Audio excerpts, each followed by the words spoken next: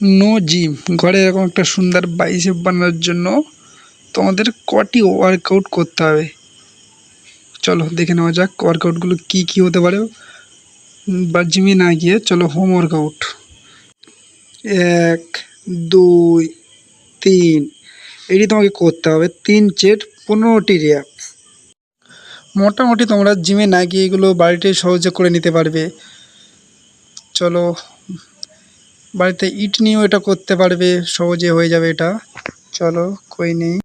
1, 2, 3, এটি তুমি করবে ছোলো ছোলো করতে হবে, বেশি জোর দিয়ে করলে হবে না এটা। চলো দেখো। 1, 2, 3, 4, 5। 1, 2, 3, 4। জিমে না গিয়ে সহজে বাড়িতে এরকম একটা ইট বা কোনো কিছু নিয়ে করতে পারবে সুন্দর একটি বাইসেপ।